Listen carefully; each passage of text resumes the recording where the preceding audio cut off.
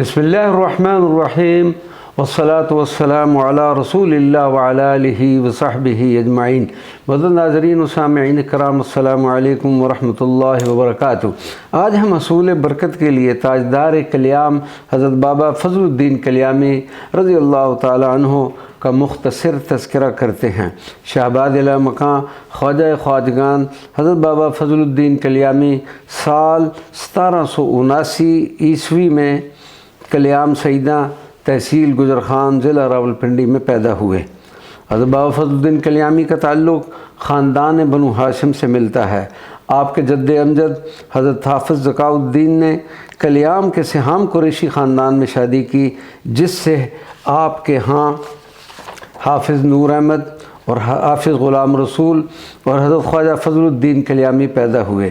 ان تینوں میں سے صرف حافظ نور احمد نے شادی کی، جبکہ دوسرے دونوں بھائیوں نے شادیاں نہیں کی۔ آپ دینی علوم کے علاوہ دنیاوی علوم پر بھی دسترس رکھتے تھے۔ خوش نویسی میں بھی بڑے ماہر تھے۔ علوم ظاہری میں بڑے بڑے علماء آپ کے سامنے نہ بول سکتے تھے۔ آپ کے دادا مرشد حضرت خواجہ سید مظہر علی شاہ چشتی صابری جلال آبادی رحمۃ اللہ تعالی علیہ نے دہلی سے اپنے خلیفہ حضرت خواجہ محمد شریف خان کو حکم دیا کہ خطہ پٹھوار میں ایک ایسے بچے کی ولادت ہونے والی ہے جو اپنے وقت کا بلند پایا ولی ہوگا، لہذا آپ کلیام چلے جائیں اور اس بچے کی ظاہری و باطنی تعلیم و تربیت کریں۔ مرشد کامل کا حکم سننے کے بعد حضرت خواجہ محمد شریف خان دہلی سے روانہ ہو کر کلیام آوان راولپنڈی میں آباد ہو گئے۔ موضع کلام سیدہ سے موضع کلیام آوان 2 کلومیٹر کے فاصلے پر واقع ہے۔